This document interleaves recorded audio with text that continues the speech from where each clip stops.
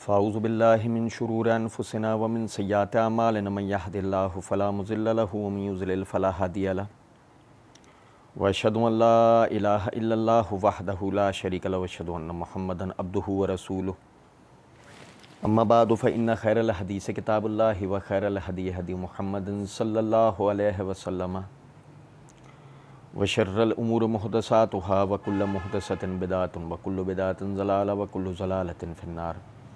اعوذ باللہ السمیع العلیم من الشیطان الرجیم من حمزہ ونفخہ ونفثہ۔ بسم اللہ الرحمن الرحیم۔ اللہم صلی علی محمد وعلی آل محمد کما صلیت علی ابراہیم وعلی آل ابراہیم انک حمید مجید۔ اللہم بارک علی محمد وعلی آل محمد کما بارکت علی ابراہیم وعلی آل ابراہیم انک حمید مجید۔ رب اشرح لی صدری ویسر لی امری واحلل عقدۃ من لسانی یفقہوا قولی رب زدنی علما۔ ما کان محمد ابا احد من رجالکم ولکن رسول اللہ وخاتم النبیین۔ اللہ رب العزت کے فضل و کرم سے معرفت رسالت کے عنوان سے ہم پڑھ رہے تھے، ہم نے رسول کون ہوتے ہیں، ان کا مطلب رسول کی ایک معرفت کیا ہوگی کہ کس شخص کو رسول کہا جائے گا، ہم نے اس حوالے سے پڑھا تھا۔ پھر رسولوں کی تعلیمات کیا ہیں، اس کے حوالے سے چند گزارشات آپ بھائیوں کے سامنے رکھی تھیں۔ آج سے انشاءاللہ ہم شروع کریں گے رسالت کی آئینی حیثیت، لیکن جو رسول ہے اس کی اپنی ذاتی حیثیت جو ہے وہ کیا ہے۔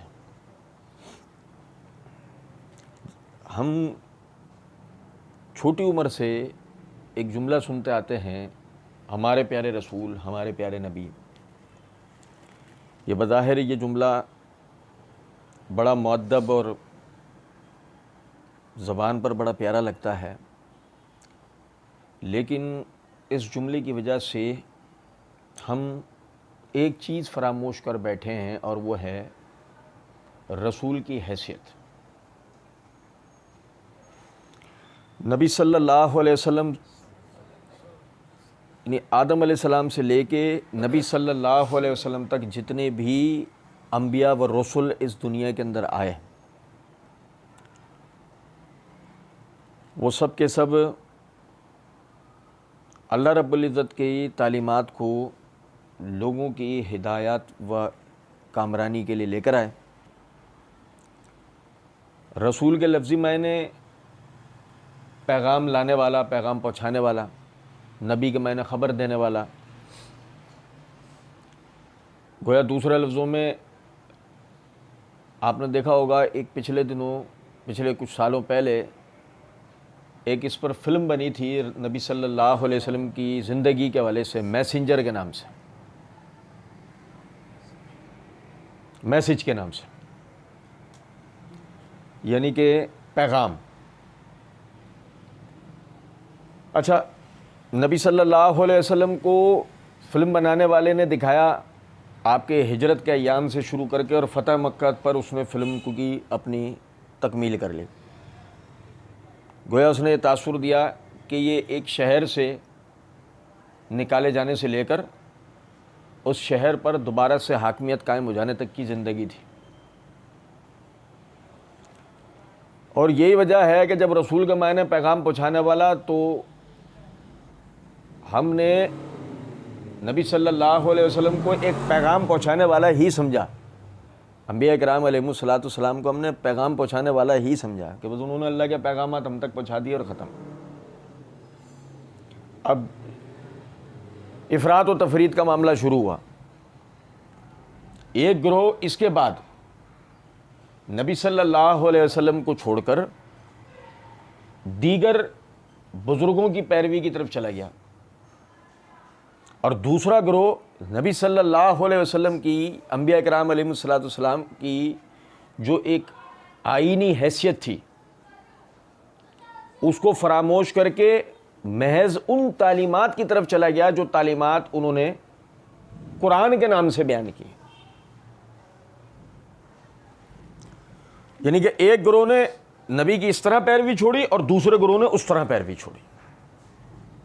اب آپ سمجھیں اللہ رب العزت نے, وہ اللہ کے تو رسول ہیں, مگر اللہ رب العزت نے انہیں یعنی کہ اس حیثیت سے بھیجا ہے کہ وہ ان کی پیروی کی جائے گی. انسان یعنی انسان جتنے بھی ہیں, چاہے وہ کسی بھی زبان, رنگ اور نسل کے ہوں, چاہے وہ کسی بھی طور طریقے سے, چاہے وہ کسی بھی مذہب سے تعلق رکھنے والے ہوں, ایک رسول, ایک نبی کے آ جانے کے بعد ان کی پیروی کرنا ہر آدمی کے اوپر لازمی و ضروری ہے, سوائے اس کے کہ اگر وہ اس حالت کے اندر مر جاتا ہے کہ وہ رسول یا نبی, اپنی طرف آنے والے رسول یا نبی کی پیروی کرتا ہوا نہیں مرا ہے, تو اس کی نجات ممکن نہیں. اب اللہ رب العزت نے سورہ نساء کی آیت نمبر 64 کے اندر فرمایا وما ارسلنا من رسول الا لیطاع باذن اللہ. سمجھے گا ذرا اس بات.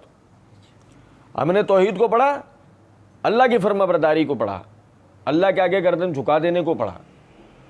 ہم نے اس میں ہی یہ ساتھ ہی اشارتاً پڑھ لیا تھا کہ اس توحید کو, اللہ کی معرفت کو بیان کرنے والے اللہ کے رسول ہیں. اللہ کی معرفت کو بندہ کچھ بھی کر کے کسی بھی طرح حاصل نہیں کر سکتا. آپ سمجھ رہے ہیں, ہم نے دو طرفہ اس پہ بات کی تھی. میں پھر ایک دفعہ بتا رہا ہوں آج ایک اشارتاً مختصراً. نہ تو ہم الہامی کتابوں کے ذریعے اللہ کی معرفت حاصل کر سکتے ہیں, نہ ہی ہم زمین اور آسمان کی یعنی کہ اندر بیان کردہ جو اللہ کی نشانیاں ہیں, جو سائنس کے ذریعے کھوجی جا سکتی ہیں, ہم اس کے ذریعے بھی اللہ کی معرفت حاصل نہیں کر سکتے. یہ تو پتہ لگ جائے گا کہ کوئی خالق ہے, مالک ہے, رازق ہے, لیکن کون ہے, کس طرح ہے, یہ پتہ لگ سکتا. اور پھر اس سے آگے بڑھ کر یہ پتہ نہیں لگ سکتا اس کا ہمارا تعلق کیا ہے, محض خالق یا مخلوق کا یا کچھ اور بھی تعلق ہے. وہ ہم نے اشارتاً پڑھا تھا. اب اس معرفت کو سکھانے سمجھانے والے ہیں رسول, اور یہ سلسلہ آتا ہے نبی صلی اللہ علیہ وسلم تک, اور انشاءاللہ ہم آگے پڑھیں گے کہ یہ سلسلہ آ کے آپ پر ہمیشہ کے لیے مکمل ہو جاتا ہے, ختم ہو جاتا ہے. آپ کے بعد کوئی رسول, کوئی نبی, بوڑھا, بچہ, عورت, مرد, پچھلا, اگلا, کالا, گورا, عربی, اجمی, کسی بھی طرح نہیں آئے گا, کسی بھی طرح نہیں آئے گا. وما ارسلنا من رسول, اور پھر جب آپ سمجھیں اس بات کو کہ جب رسولوں کو بھیجا کس لیے گیا کہ پیغام پہنچانے چلے جائیں, نہیں, الا لیطاع باذن اللہ. انہیں بھیجا اس لیے ہے کہ ان کی پیروی کرو اللہ کے حکم سے. جس اللہ کی تمہیں معرفت حاصل ہوئی ہے, جس کے آگے تم سر جھکا رہے ہو, یہ اس کا حکم ہے کہ رسول کی پیروی لازمی کرنی ہے. اس کا مطلب رسول کی پیروی کرنا فرض ہے کہ اس کے لیے اللہ نے حکم دیا. اب دیکھیں, سمجھیں ذرا اس بات کو. اگر رسول کی پیروی ہے, سنیں, تو اس کا مطلب ہوا رسول کے قول, فعل, سیرت کی پیروی ہے. نہیں سمجھے؟ اگر جب بولا یہ گیا ہے وما ارسلنا من رسول الا لیطاع باذن اللہ, اور البتہ ہر رسول ہم نے اس لیے بھیجا ہے کہ ہمارے حکم سے اس کی پیروی کرو, تو مطلب اس کا یہ نکل کر آیا کہ پیروی اصلاً رسول کی ہے. وہی تو بتائے گا وہی کیا ہے. ہمارے ہاں بہت سے لوگ کہتے ہیں نا رسول کی پیروی اصل میں وحی میں ہے, وحی کے علاوہ رسول کی پیروی نہیں ہے. نہیں, یہ بظاہر بات, بظاہر دل لگتی بات ہے, لیکن مسئلہ یہ ہے وحی کیا ہے کیا نہیں یہ رسول بتاتے ہیں. یہ سمجھ رہے ہیں بات ہے. وما ارسلنا من رسول الا لیطاع باذن اللہ, ہم نے ہر رسول اس لیے بھیجا ہمارے حکم سے اس کی پیروی کرو, جس سے ثابت ہوا کہ رسول کی پیروی فرض ہے. اب اس کے بعد دیکھیں, اللہ رب العزت نے سورہ نساء کی آیت نمبر 65 کے اندر فرمایا فلا وربک لا یؤمنون حتی یحکموک فیما شجر بینہم ثم لا یجدوا فی انفسہم حرجا مما قضیت ویسلموا تسلیما فلا وربک، پس تیرے رب کی قسم، یہ مخاطب جہاں بھی قرآن کے اندر مخاطب کیا جاتا ہے تیرے، تجھ کا، تو اس سے مراد محمد صلی اللہ علیہ وسلم ہوتا ہے، بشرطے کہ پہلے کسی اور نبی کا ذکر نہ ہو، یہ کسی اور ہستی کا ذکر نہ ہو۔ فلا وربک لا یؤمنون، اے محمد صلی اللہ علیہ وسلم آپ کے رب کی قسم، لا یؤمنون، کوئی شخص مومن نہیں ہو سکتا،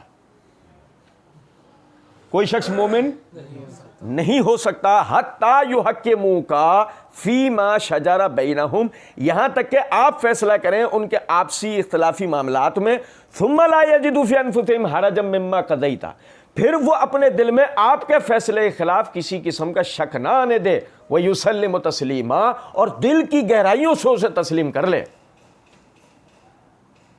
ابھی دیکھیں سمجھیں، ہر رسول اس لیے بھیجا گیا ہمارے حکم سے اس کی پیروی کرو، جس سے ثابت ہوا کہ رسول کی پیروی فرض ہے۔ تو آپ دیکھیں ہمیں سکھایا گیا کہ ہم پڑھتے ہیں اشہد ان لا الہ الا اللہ واشہد ان محمدا عبدہ ورسولہ، میں اس بات کی گواہی دیتا ہوں اللہ کے سوا کوئی عبادت کے لائق نہیں ہے اور محمد صلی اللہ علیہ وسلم اللہ کے بندے اور اس کے رسول ہیں۔ تو جب یہ بندگی کی ہم بات کر رہے ہوتے ہیں تو مراد وہ جو پچھلے مذاہب کے اندر جو رسولوں کو خدا کی بیوی یا بیٹا بنا لیا تھا ان کا رد کر رہے ہوتے ہیں، اور جب رسالت کی بات کر رہے ہوتے ہیں تو مراد یہ وہ واجب الاطاعت ہیں، واجب الاتباع ہیں، محض کوئی میسنجر، محض کوئی چٹھی رساں، محض کوئی پیغام رساں نہیں ہے۔ اب میری بات سمجھیں، تو یعنی اس کلمے کا اقرار ایمان کی شہادت کے لیے کروایا جاتا ہے، کیوں کہ دیکھو اللہ کہتا ہے فلا وربک لا یؤمنون، اے محمد صلی اللہ علیہ وسلم آپ کے رب کی قسم کوئی شخص مومن نہیں ہو سکتا، کوئی شخص مومن نہیں ہو سکتا، کس میں کہ آپ نے جو فیصلہ کیا حتی یحکموک فیما شجر بینہم، یہاں تک کہ آپ نے جو ان کے معاملات میں فیصلہ کیا ہے، ثم لا یجدوا فی انفسہم حرجا، پھر وہ اپنے دل میں آپ کے فیصلے کے خلاف شک نہ لائے۔ تب پتہ یہ لگا رسول کی بیان کردہ ہدایات میں، نبی صلی اللہ علیہ وسلم کی بیان کردہ ہدایات کے اندر آدمی کے شک کرنے کے ہی نتیجے میں اس کا ایمان چلا جاتا ہے۔ جبکہ بات یہ ہو رہی ہے کہ رسول کی یعنی کہ جب ہم نے یعنی کہ اسلام قبول کیا اور اپنے مسلمان ہونے کی گواہی دی ہے تو اس میں گواہی ساتھ ہی رسول کی رسالت کی یعنی کہ واجب الاطاعت واجب الاتباع ہونے کی بھی دی ہے۔ تو اب اس صورت میں انکار تو آگے کی بات ہے، انکار تو آگے کی بات ہے، شک کے نتیجے میں اللہ کیا کہہ رہا ہے لا یؤمنون، ان کا ایمان ضائع۔ اچھا اب ذرا سمجھیں یہ آیت کس موقع کے لیے نازل ہوئی ہے، یہ ذرا دیکھیے گا۔ نماز روزے حج زکوٰۃ کی بحث نہیں ہے، کیونکہ اگر نماز روزے حج زکوٰۃ کی بحث ہو تو بات یہ ہوگی کہ دیکھو انکار کرنے والے نے، شک کرنے والے نے جو شک کیا وہ اللہ کے فرض کردہ احکامات میں سے ایک چیز کا، چونکہ اس نے شک کیا تھا یا اس میں اس نے اشکال ظاہر کیا تھا، تو یہ وجہ ہے کہ اللہ نے آیت اتاری نہیں۔ نماز روزے حج زکوٰۃ کی کوئی بات نہیں ہے۔ یہ میرے ہاتھ میں صحیح بخاری ہے، اس کی جلد نمبر 6 کا صفحہ نمبر 100 اور 101 ہے۔ امام بخاری نے کتاب التفسیر کے اندر اسی آیت کی تفسیر کرتے ہوئے حدیث نمبر 4585 کے تحت یہ روایت ذکر کی ہے کہ زبیر رضی اللہ تعالیٰ عنہ، ان کا ایک صحابی انصاری صحابی ثابت بن قیس رضی اللہ عنہ سے مقام حرا پر ایک پانی کے نالے کے معاملے میں جھگڑا ہوا، آپس میں اختلاف ہوا کہ یعنی اس اختلاف کی نوعیت یہ تھی کہ وہ پانی کا جو نالا ہے نا، کون اپنے باغ کی طرف پہلے اس سے پانی لے لے گا۔ نبی کریم صلی اللہ علیہ وسلم نے فرمایا زبیر پہلے تم اپنا باغ کے لیے پانی لے لو، پھر اپنے پڑوسی کو جلدی سے پانی دے دینا۔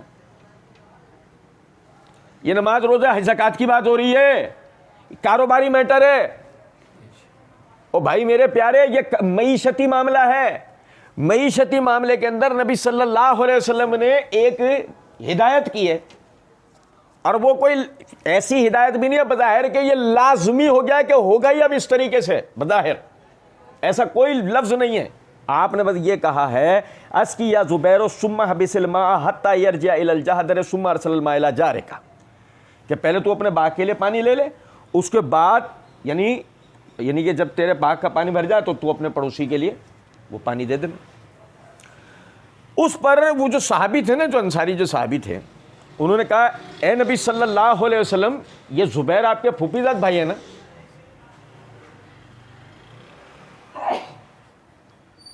آپ سمجھیں میری مسئلہ سارا یہ ہے, سیم یہ اس طرح کی بات, ابھی آگے موضوع آئے گا وہاں ہم انشاءاللہ تفصیلاً پڑھیں گے. یہ سیم اس طرح کی بات ہے کہ نبی صلی اللہ علیہ وسلم نے عمر رضی اللہ تعالیٰ عنہ کو مخاطب کر کے کہا, صحیح بخاری کے اندر روایت ہے, ہم پڑھیں گے انشاءاللہ تفصیل آگے.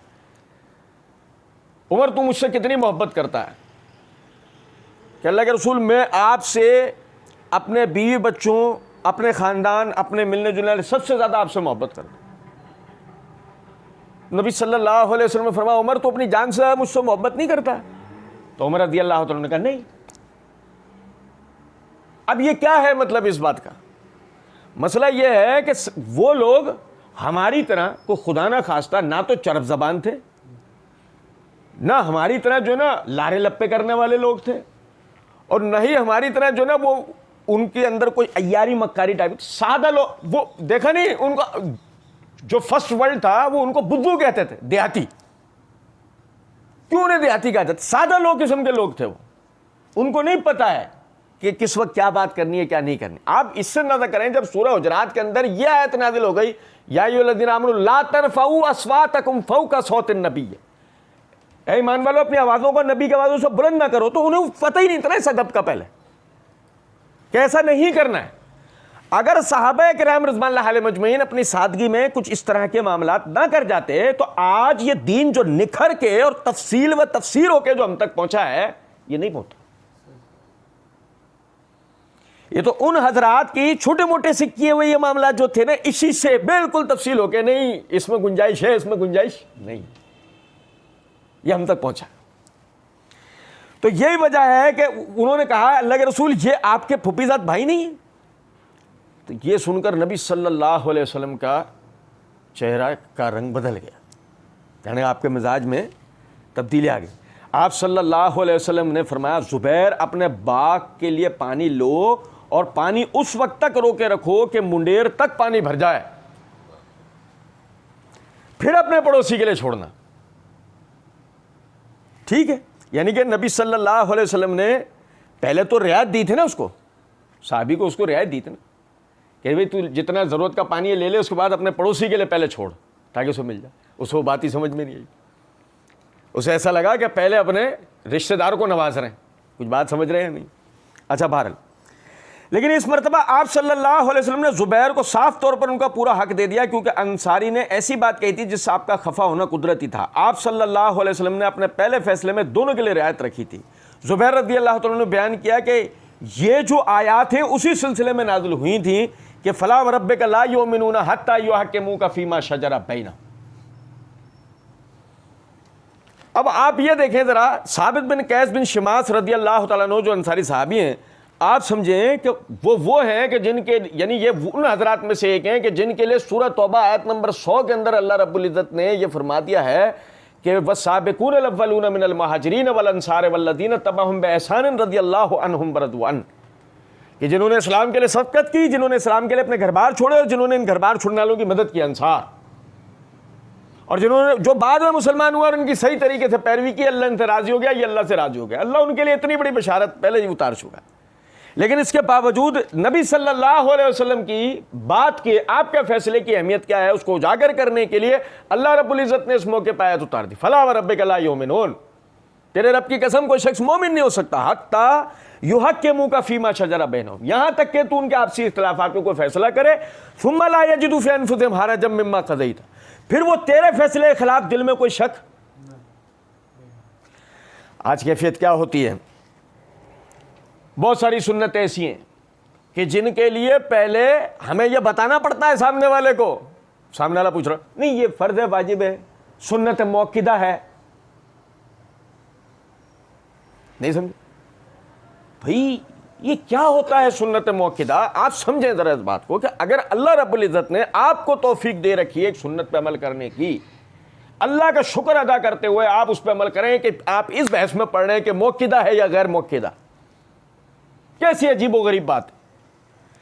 پھر اسی طرح داڑھی میں دین ہے, دین میں داڑھی نہیں ہے, اظہار ٹکنے سے اوپر رکھنا, سر ڈھانپنا, ہر سنت کے معاملے میں یہی ہمارا مسئلہ ہے کہ ہم اس میں ایسی ایسی باتیں اپنے جی سے تراش لیتے ہیں کہ اللہ رب العزت نے ہمیں اس کے لیے اجازت دے رکھی, گنجائش دے رکھی نہیں.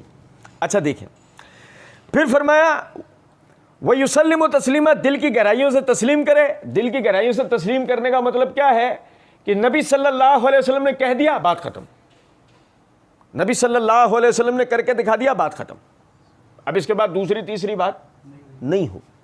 یہ ہے دل کی گہرائیوں سے تسلیم کرنا. اچھا پھر یہ دیکھیے گا کہ اللہ رب العزت نے سورہ احزاب کے اندر آیت نمبر 36 کے اندر فرمایا وَمَا كَانَ لِمُؤْمِنٍ وَلَا مُؤْمِنَةٍ إِذَا قَضَى اللَّهُ وَرَسُولُهُ أَمْرًا أَن يَكُونَ لَهُمُ الْخِيَرَةُ مِنْ أَمْرِهِمْ وَمَن يَعْصِ اللَّهَ وَرَسُولَهُ فَقَدْ ضَلَّ ضَلَالًا مُبِينًا.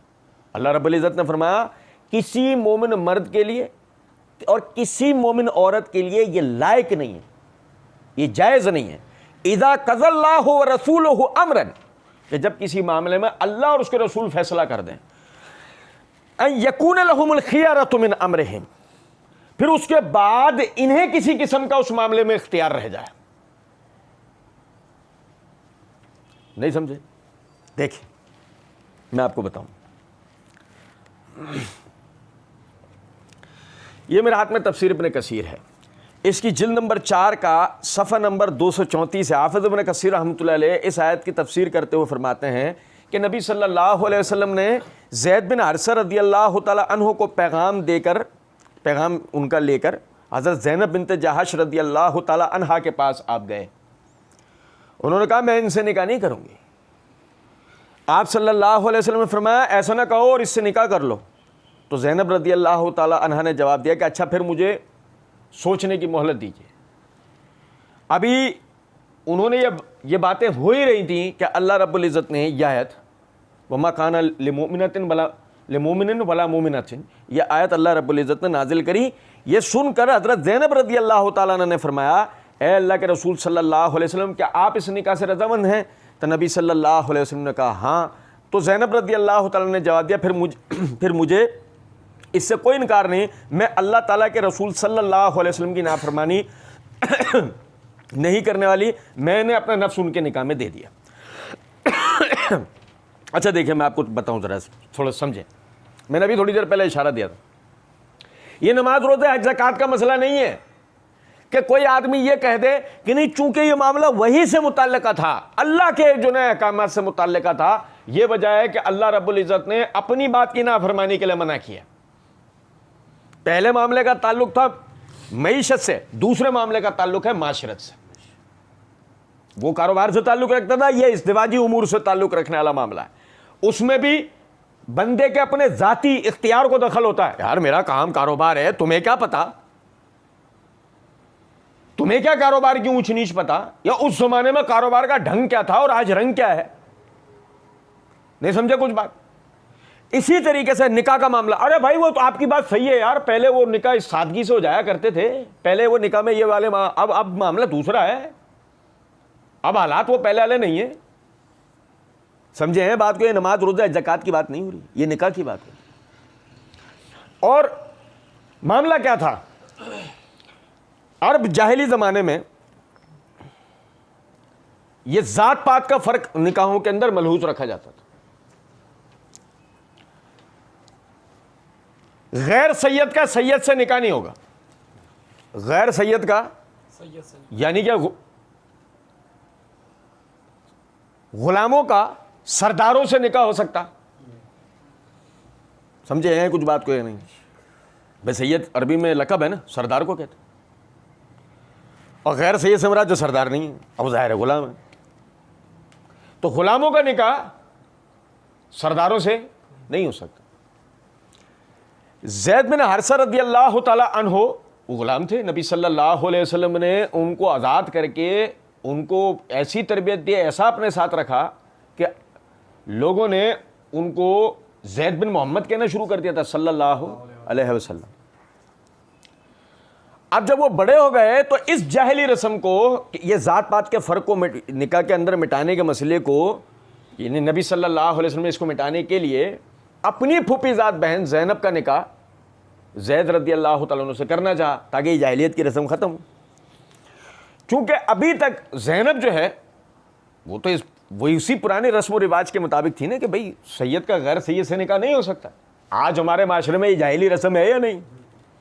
ایک تو وہ میں معذرت چاہتے ہوئے یہ بات کروں گا، میں بھی عادت سے مجبور ہوں، ایک تو سب سے بڑی بات چائنا کے سید ہیں،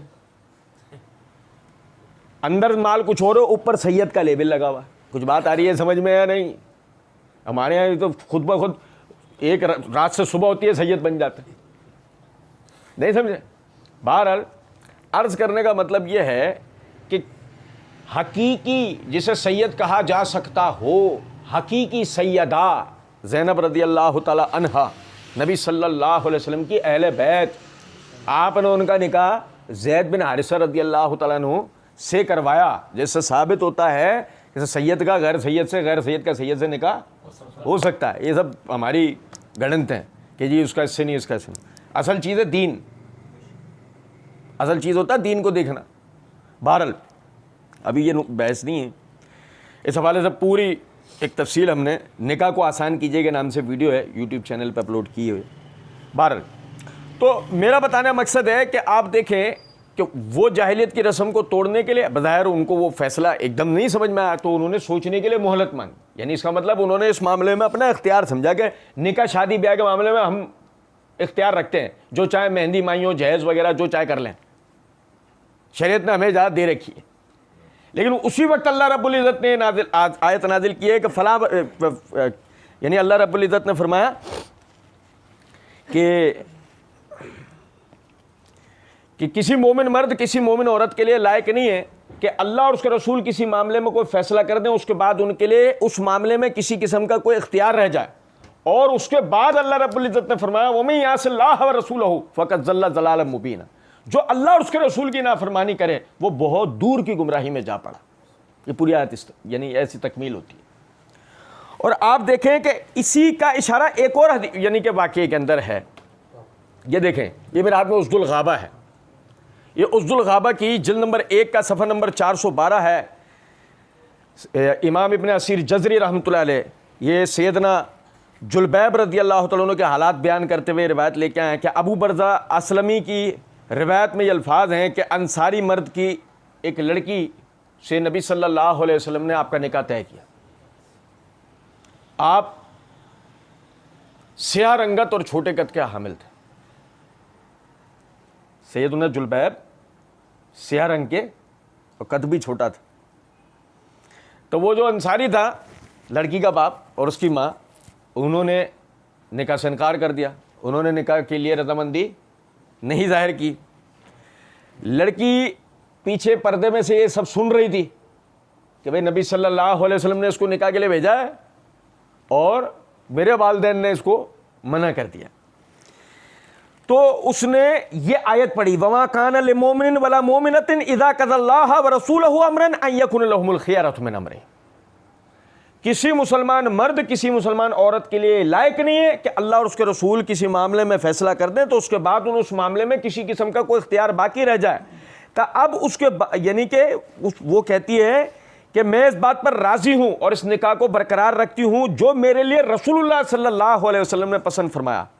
جب نبی صلی اللہ علیہ وسلم کو اس بات کا پتہ لگا تو آپ نے دعا کی ان کے لیے اور فرمایا اے اللہ ان دونوں پر خیر و برکت نازل فرما اور ان کی زندگی کو کسی طرح تنگ نہ ہونے دے۔ تو چنانچہ یعنی کہ ابو برزہ اسلمی رضی اللہ عنہ کہتے ہیں کہ انصار میں سب سے زیادہ مال و دولت ان کے پاس تھا۔ اب آپ یہ دیکھیں کہ بظاہر یہ معاملہ دنیاوی تھا، یہ کوئی نماز روزہ زکوٰۃ کی بات نہیں تھی۔ نکاح کا معاملہ ہم لوگوں کو لگتا ہے کہ دنیاوی معاملہ ہے، جو چاہے ہم اپنے مرضی سے اپنے ریت رواج کے مطابق کر لیں، لیکن اللہ نے فرمایا کہ نہیں، نکاح کے معاملے میں بھی اللہ اور اس کے رسول کا ہی اختیار ہے. اور اصل بات تو یہ ہے, امرن نکرہ جو استعمال ہوا ہے نا آیت میں, یہ اس بات کی طرف اشارہ کرتا ہے کہ چوں ٹھیک ہے کہ ایک خصوصی اس کا شان نزول ہے کہ بھئی یہ اس موقع کے لیے آیت اتری ہے, لیکن یہ ہر معاملے پر دلالت کرتی کہ مسلمانوں کا ہر وہ معاملہ جس کا تعلق دین سے متعلق ہے, اس میں اللہ اور اس کے رسول نے جو فیصلہ کر رکھا ہے, اس کے بعد کسی مسلمان کو کسی چونچے اگرچہ مگرچہ چنانچے کی گنجائش نہیں ہے. ہم نے پڑھا فلا وربک کا لا یؤمنون, تیرے رب کی قسم وہ شخص مومن نہیں ہو سکتا تھا, جب مومن نہیں ہوگا تو کیا ہوگا. پہلے ایمان دایا ہوا, اب آ رہی ہے دوسری کیٹیگری. اللہ رب العزت نے سورہ نساء آیت نمبر 61 کے اندر فرمایا وَإِذَا قِيلَ لَهُمْ تَعَالَوْا إِلَىٰ مَا أَنزَلَ اللَّهُ وَإِلَى الرَّسُولِ, اور جب ان سے کہا جاتا ہے آ جاؤ جو کچھ نازل کیا ہے اللہ اور اس کے رسول نے اس کی طرف, رَأَيْتَ الْمُنَافِقِينَ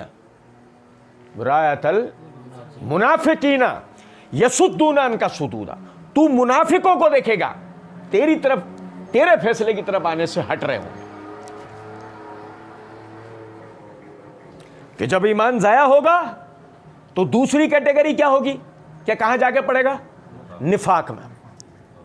جب اللہ اور اس کے رسول کے فیصلے کے خلاف, معذرت کے ساتھ رسول کے فیصلے کے خلاف شک کرے گا, چونکہ اگرچہ مگرچہ چنا چلائے گا اس کے اندر, اللہ کیا کہہ رہا ہے, کیا ہو جائے گا, رایت المنافقین, تو ان منافقوں کو دیکھے گا یصدون عنک صدودا, یہ تیری طرف آنے سے. اور میں آپ کو ایک بات بتاؤں مزے کی, تعالو بڑا پیارا لفظ ہے, یعنی بلندی کی طرف بلانے کے لیے استعمال ہوتا ہے. ایک آدمی بلندی پر ہے, وہ نیچے سے کسی کو بولے نا کہ اوپر آ جاؤ, تو وہ اوپر آ جاؤ نہیں, عربی میں جامع لفظ بولے گا تعالو, میں نے کہا اوپر آ جاؤ. اللہ اور اس کے رسول کی طرف جانا گویا بلندی کی طرف جانا ہے, اور ان کے فیصلوں کو جھٹلانا یا ان کے فیصلوں کی طرف نہ جانا گویا زوال میں جانے کی علامت ہے. یہی وجہ ہے جو سورہ احزاب کی آیت کی تکمیل کس پہ ہوئی, وَمَن يَعْصِ اللَّهَ وَرَسُولَهُ فَقَدْ ضَلَّ ضَلَالًا مُبِينًا, کہ جو اللہ اور اس کے رسول کی نافرمانی کرے وہ دور کی گمراہی میں جا کے پڑا. اور دیکھیں, یعنی کہ رسول رایت المنافقین یصدون عنک صدودا ثابت کرتا ہے اللہ عالم الغیب نے پہلے ہی 1000 سال پہلے یہ بات توجہ دلا دی اس بات کی طرف کہ ہر عیار و مکار نام لے گا دین کا, نام لے گا اللہ کی فرما برداری کا, نام لے گا اللہ کی بندگی کا, لیکن نہیں آئے گا تو تیرے طریقے کی طرف نہیں آئے گا. رایت المنافقین یصدون عنک, اللہ نے اپنی بات نہیں کی ہے کہ وہ اللہ کے نام سے تو دھوکہ دے گا. میں مانتا ہوں, میں مسلمان ہوں, میں دین کو تسلیم کرتا ہوں. بھائی ہم بھی کوئی خدا نہ خواستہ نہ تو کسی کو منافق کہہ رہے ہیں نہ کسی کو کافر کہہ رہے ہیں, لیکن ہم یہ کہہ رہے ہیں کہ پہلے اللہ نے کہہ دیا کہ جو آپ کے فیصلے خلاف شک لے کر آئے لا یؤمنون, ایمان اس کا ختم. دوسرا اسٹیج کیا ہے کہ جب اسے کہا جائے آؤ اللہ اور اس کے رسول کی طرف آ جاؤ, تو منافقوں کو دیکھے گا تیری طرف, تیرے فیصلے تیری بات کی طرف نہیں آ رہے ہوں گے. تو میرے بھائی رسول اپنی ذات میں آئینی حیثیت رکھتا ہے, یہ سمجھ رہے ہیں کہ وہ اتھارٹی ہے. اگر اس کی طرف بندہ نہیں گیا تو پھر وہ جس کا نام بھی لے گا خود بھی گمراہ ہوگا, دوسروں کو بھی گمراہ کر رہا ہوگا. جیسے مثال دیتا ہوں آپ کو ایک اور طریقے سے اللہ رب العزت نے فرمایا. اب بھائی کہتے ہیں ہم رسول سے محبت کرتے ہیں, ہے نا, عاشق رسول یا محب رسول. اچھا اسی طریقے سے اس میں ایک دوسری والی کیٹیگری ہے جو اپنے آپ کو صوفی بنتے ہیں, اللہ سے محبت کرتے ہیں. کس سے محبت کرتے ہیں؟ حتیٰ کہ عرس بھی ہوتا ہے نا پھر ان کا. ابھی موضوع نہیں ہے ورنہ آپ کو تفصیل بتاتا. آپ سمجھیں ذرا اس بات. ایک طبقہ کہہ رہا ہے رسول سے محبت کرتا ہے, دوسرا کہہ رہا ہے اللہ سے محبت کرتے ہیں. اللہ رب العزت نے دیکھو ہمیں ایک قاعدہ بتایا, حدیث میں الفاظ ہیں، صحیح بخاری کتاب التفسیر میں حدیث ہے، صحابہ کرام رضوان اللہ علیہم اجمعین نبی صلی اللہ علیہ وسلم کے پاس آئے اور آ کر عرض کیا، اے اللہ کے رسول صلی اللہ علیہ وسلم، ہم اللہ سے محبت کرنا چاہتے ہیں. نہیں سمجھے بات؟ او بھائی میرے پیارے، اللہ کی قسم، پیروی نام کس چیز کا ہے؟ فرما برداری نام کس چیز کا ہے؟ دین پہ چلنے کی شناخت کیا ہے؟ صحابہ اس کی زندہ مثال ہے کہ اپنے دماغ سے، اپنی عقل سے، اپنے باپ داداؤں کے طریقے سے، یا جو خود کو سمجھ میں آ رہا ہے، کبھی بھی دین کے اوپر عمل کرتے ہی وہ ہے جو محمد صلی اللہ علیہ وسلم نے فرمایا. جب تک آپ نے نہیں فرمایا خود سے کبھی انہوں نے کچھ کیا. تابع داری، فرما برداری نام اس چیز کا ہے. ابھی ہم پڑھیں گے آگے انشاءاللہ. قل ان کنتم تحبون اللہ، صحابہ آئے کہنے لگے اللہ کے رسول صلی اللہ علیہ وسلم اللہ سے محبت کرنا چاہتے ہیں. ابھی صوفی اللہ سے محبت کریں؟ ابے بھائی یہ محبت کا کون سا طریقہ ہے تمہارا؟ سنو ذرا بات. ہم اللہ سے محبت کر رہے ہیں. کیا کر رہے ہیں اللہ سے محبت؟ او بھائی جنگلوں کا رخ کر لیا، وہ ایک کپڑا پہنے پڑے وہاں، ٹھیک ہے، وہاں جو مل گیا، کوئی آتا جاتا اس نے کچھ دے دیا، یا وہاں سے کچھ کھانے کو مل گیا، اور روکھی سوکھی میں کیا ہوا بھائی؟ نفس کو مار رہے ہیں اپنے. کیوں؟ یہ میں اللہ کے مخالف لاتا ہے تو اللہ سے محبت کے اظہار کے لیے ہم نفس کو مار رہے ہیں تاکہ بس اللہ کے بندے بنے. یہ بھی بندے بنے بھی میں جملہ بول رہا ہوں، وہ جو بولتے ہیں بڑا خطرناک ہے، لیکن سنیں ذرا بات، تاکہ اللہ کے بندے بنے. صحیح. اب پوچھے سب سے زیادہ اللہ سے محبت کرنے والے کون تھے؟ محمد الرسول اللہ صلی اللہ علیہ وسلم. ان سے زیادہ کوئی اللہ سے محبت کرنے والا گزرا ہے؟ اور سب سے زیادہ اللہ کی معرفت کس کو تھی؟ جس نے معراج کی، اس سے زیادہ کس کو معرفت ہو سکتی؟ اب بھائی معرفت کے لیے ہم ایسا کرتے ہیں. ابے معرفت کے لیے تم ایسا کہاں سے کرو گے؟ معرفت کے لیے اللہ نے انہیں معراج کرا دیا، اور اس کے بعد وہ اچھا پہنتے تھے، اچھا کھاتے تھے، جو اللہ انہیں دیتا تھا. وہ اللہ کے راستے میں خرچ کرنے کے بعد اچھا کھا کے اللہ کا شکر کرتے تھے، اچھا پہن کے اللہ کا شکر کرتے تھے. جب تم جنگلوں کا رخ کر لو گے، درختوں کی جڑیں چبا کے زندگی اتار، ابے اللہ نے تیرے اوپر کمانا اور زکات دینا فرض کیا ہے نا، وہ کب کرے گا تو؟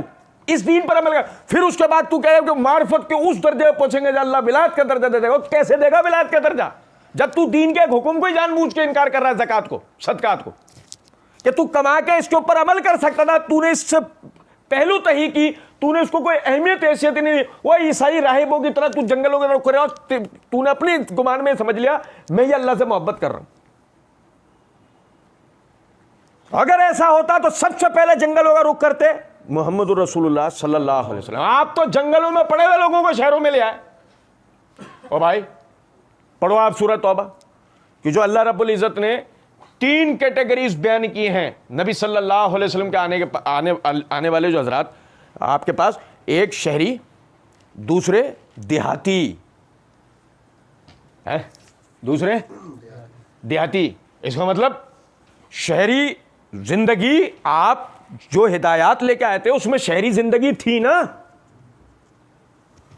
اور پھر مجھے بتائیں جنگل میں رہتے ہوئے آپ نکاح کیسے کر سکتے ہیں؟ جنگل میں رہتے ہوئے جہاد کیسے کر سکتے ہیں؟ اپنی طاقت کو اکٹھا کیسے کر سکتے ہیں؟ اور بھائی خلافت کہاں پیپل کے درخت پہ قائم کرے گا؟ نہیں سمجھے؟ قل ان کنتم تحبون اللہ. صحابہ آئے کہ ہم اللہ سے محبت کرنا چاہتے ہیں. اللہ کی قسم بڑی بات. قل ان کنتم تحبون اللہ، اللہ رب العزت نے آیت نازل فرمائی، اے نبی صلی اللہ علیہ وسلم آپ فرمائیے ان کنتم تحبون اللہ، اگر تو تم اللہ سے محبت کرنا چاہتے ہو، فاتبعونی، بس میری پیروی کرو. کیا ہے اللہ سے محبت کا طریقہ؟ جنگلوں کا رخ کرو، ایک ٹانگ پہ کھڑے ہو جاؤ، یہ کرو وہ کرو، جو اتنی ڈرامے بازیاں ہیں، کچھ بھی نہیں. فاتبعونی، نبی صلی اللہ علیہ وسلم کی پیروی کرتے رہنا تمہارا ثابت کرے گا تم اللہ سے محبت کر رہے ہو. جس دن تم نے کسی معاملے میں نبی کی پیروی کو چھوڑا، ثابت کر دے گا تم اللہ سے محبت نہیں کرتے. اللہ سے محبت کرنے کے لیے بھی رسول آئینی حیثیت رکھتے ہیں, وہ اتھارٹی ہیں کہ ان کی پیروی کی جائے تو اللہ سے محبت ہوگی, ورنہ نہیں ہو سکتی. اور اسی کا منطقی دوسرا نتیجہ کیا, میں عاشق رسول فاتبعونی, میری پیروی کروں. اب اگر حقیقت میں نبی صلی اللہ علیہ وسلم سے محبت کرنے والا ہوگا, آپ کی پیروی کرے گا. گو اگر کتنی اس کے بعد ڈرامے بازیاں کر لے کہ وہ میرے نبی سے میرا رشتہ کل بھی تھا اور آج بھی ہے, کل بھی ایک دن 12 ربیع الاول کے دن تھا اور آج بھی ایک ہی 12 ربیع الاول کے دن ہے تیرا, پھر جا کے پڑے گا پورے سال 362 دن وہی سارے تیرے سیاسی قائد ہوں گے, وہ جن سے تو محبت کر رہا ہوگا, تیرے مذہبی قائد ہوں گے, پیر و مرشد, تیرے اما ابا ہوں گے, کوئی عورت تیری زندگی میں ہوگی. نہیں ہے نا, یہ سب ڈرامے بازی ہے نا ہمارے یہاں. اللہ کی قسم, نبی صلی اللہ علیہ وسلم سے محبت کا طریقہ کیا ہے؟ علامہ اقبال نے اپنے شعر میں کہا ہے, کبھی ہم سے کبھی غیروں سے شناسائیے, بات کہنے کی نہیں تو ہی تو ہر جائیے. آپ سمجھیں حقیقی محب اور ہر جائی کا فرق کیا ہے کہ محب جس سے محبت کرتا ہے اس کے علاوہ کسی اور کی طرف دیکھے گا صبح دوپہر شام رات, اور ہر جائی کبھی اس کا تو کبھی اس کا, تو کبھی ادھر کبھی ادھر کبھی ادھر. نہیں سمجھے؟ وہ دیکھو شیخ سعدی کی جو حکایت ہے بوستان میں جو انہوں نے لکھی ہے بڑی زبردست. ایک عورت جو ہے وہ بازار میں چل رہی تھی, ایک فقیر اس کے پیچھے لگ گیا, جدھر جائے وہ اس کے پیچھے پیچھے پیچھے پیچھے پیچھے. ایک جگہ عورت سناٹے میں رک کے اس نے کہا پلٹ کے, بابا پاگل ہو گیا کیوں میرا پیچھا کر رہا تھا؟ اس نے کہا مجھے تجھ سے محبت ہو گئی ہے. محبت ہو گئی ہے؟ ہاں. کیوں؟ تو اتنی خوبصورت ہے.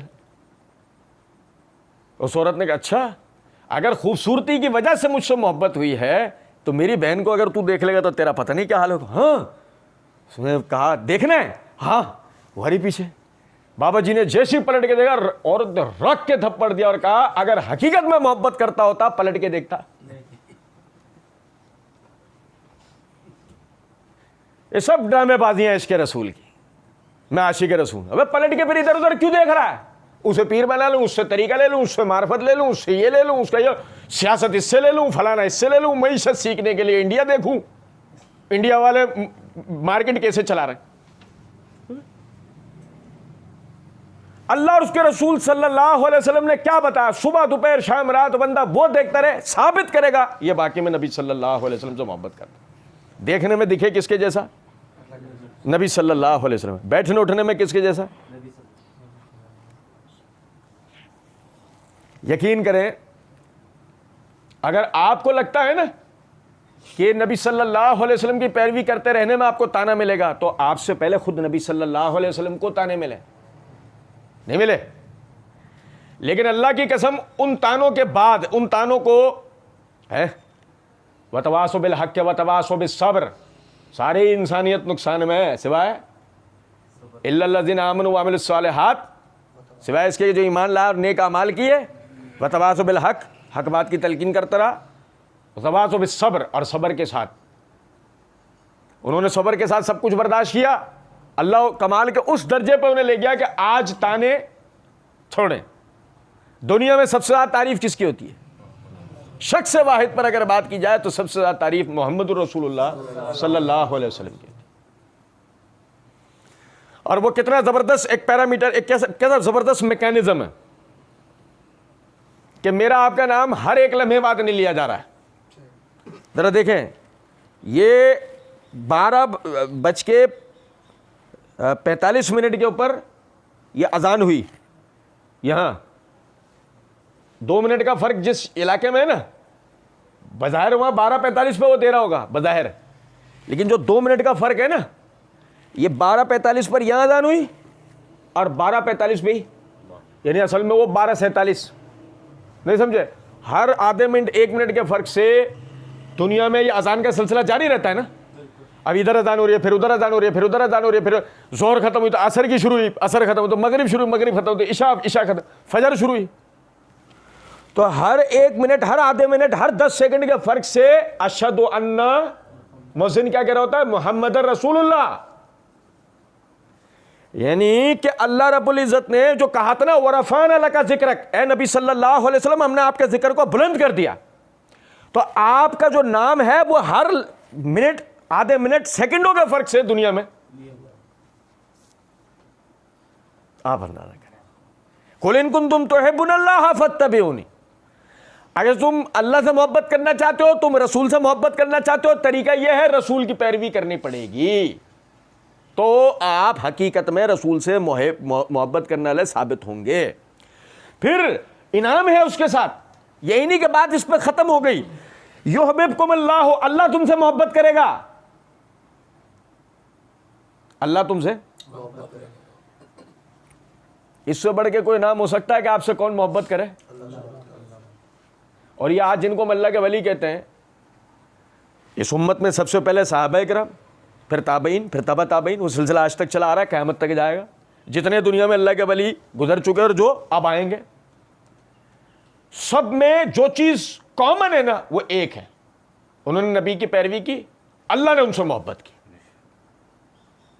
انہوں نے نبی کی پیروی کی، اللہ نے ان سے محبت کری، اور اللہ نے ان کو دیگر عام لوگوں کی بنسبت اللہ نے ان کو ایک عصمت کے کسی نہ کسی درجے کے اوپر جا کر فائز کر دیا۔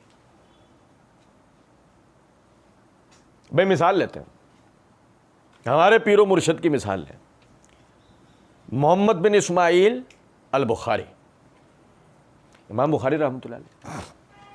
اب بظاہر اگر دیکھیں کہ ان کے نبی کی پیروی اور ایک تقویٰ جو ان کے اندر تھا، اس کا معیار دیکھیں آپ ذرا۔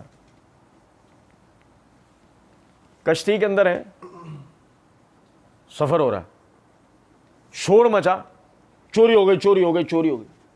شاگرد اٹھا، شاگرد ساتھ تھا، اٹھا، اس نے جا کے مجمع میں دیکھا جی تو وہ کسی کی سکوں کی تھیلی چوری ہو گئی، چوری ہو گئی، واللہ عالم کیا ہوا۔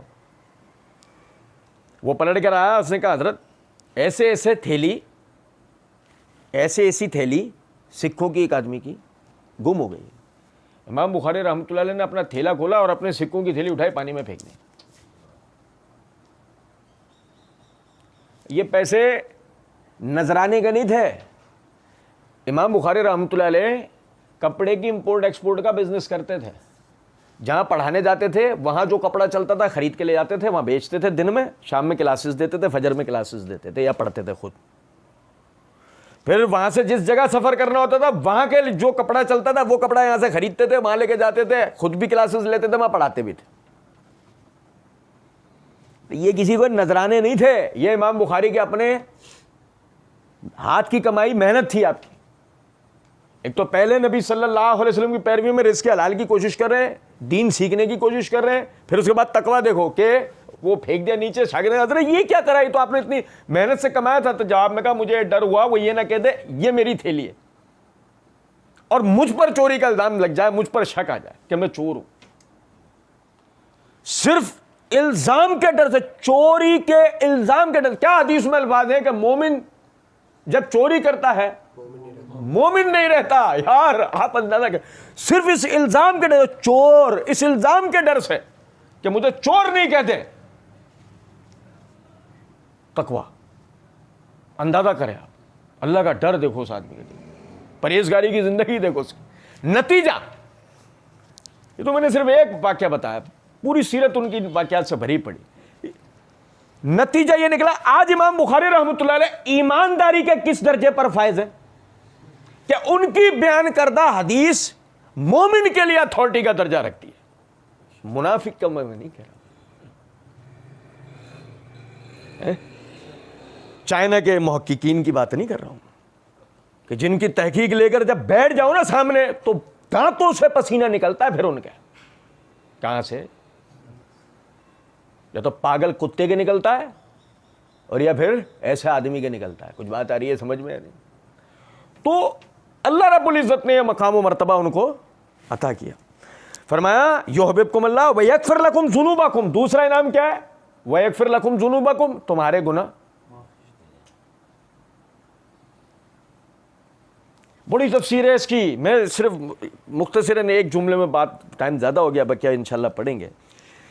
یہ اللہ رب العزت، اللہ عالم الغیب اللہ مالک الملک اپنے بندوں کو اچھی طریقے سے جانتا ہے کہ یہ بہت ہی مخلص نیت کے ساتھ یعنی اپنے طرف آنے والے رسول کی پیروی کریں گے، لیکن ہیں کون؟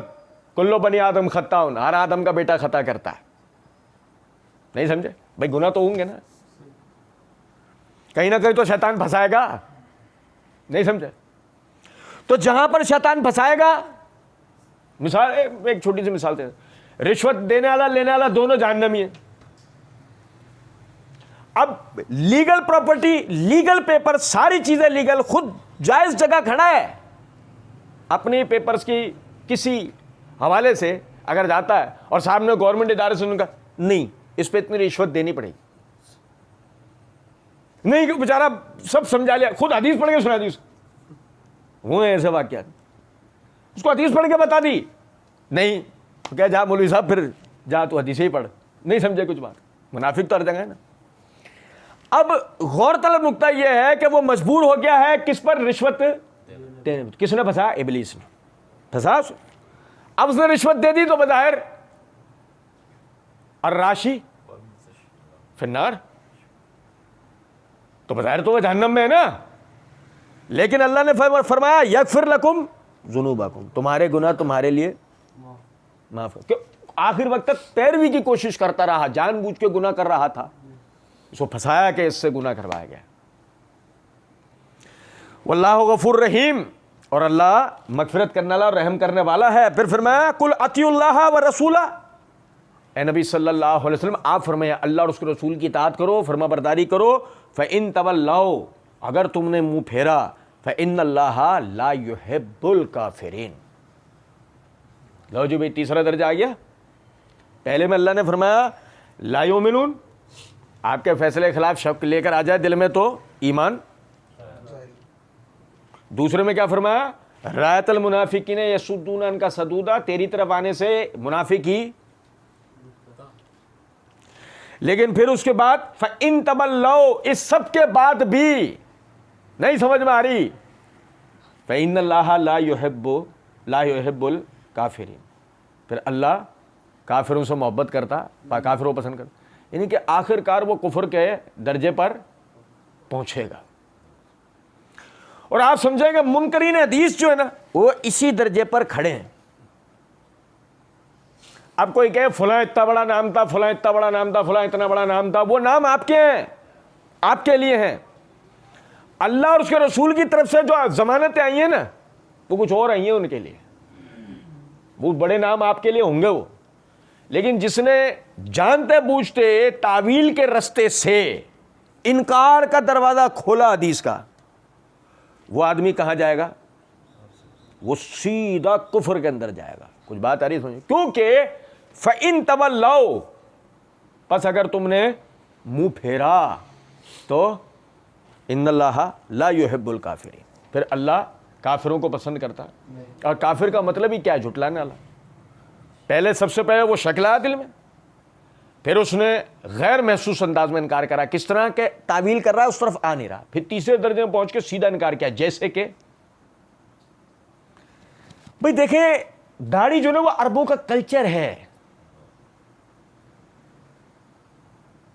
کیا ننگے ہو کے طواف کرنا عربوں کا کلچر نہیں تھا؟ نبی صلی اللہ علیہ وسلم نے کیا کہا؟ آج کے بعد کوئی بھی تم میں سے ننگے ہو کر کعبۃ اللہ کا طواف. کیا مستقل طلاقیں دیتے رہنا اور رجوع کرتے رہنا عربوں کا کلچر نہیں تھا؟ لیکن کیا اللہ نے نہیں کہہ دیا الطلاق مرتان، طلاق رجوعی طلاق 2 مرتبہ ہے بس، اس کے بعد مستقل نہیں ہے. بہت سارے عربوں کے معاملات ہیں. میں نے معرفت الصحابہ و اہل بیت سیریز میں صحابہ کے باہمی اختلافات میں تحقیق کا طریقہ کے عنوان کے تحت بہت ساری چیزیں بتائی تھیں وہاں اللہ کے کرم سے. یہ کہنا ہے کہ فلاں چیز وہ عربوں کا ثقافتی معاملہ ہے، نہیں. کتنے عربوں کے ثقافتی معاملات ایسے تھے جن کو اسلام نے جائز رکھا، لیکن جو شریعت کے مطابق تھے اسلام نے ان کو جائز رکھا. اسی میں ایک ہے داڑھی، سر ڈھانپنا، ازار ٹخنے سے اوپر رکھنا. عرب ازار ٹخنے سے اوپر رکھتے تھے یا لٹکاتے تھے؟ نبی صلی اللہ علیہ وسلم نے کیا کہا؟ جو لٹکائے وہ جہنم کی آگ میں ہے. آپ اندازہ کریں ذرا. میرا ان تمام باتوں کو بتانے کا مقصد ہے میں چاہوں نماز روزہ زکوٰۃ کی مثالیں آپ کو دے سکتا ہوں. گھوم پھر کے بات وہی آئے گی جو یہ منکرین حدیث وسوسہ دیتے ہیں کہ بھائی ان باتوں کا تعلق تو وہی سے ہے نا, اللہ کے احکامات سے, اس میں رسول کو چھٹلانے والی بات کیا آئی؟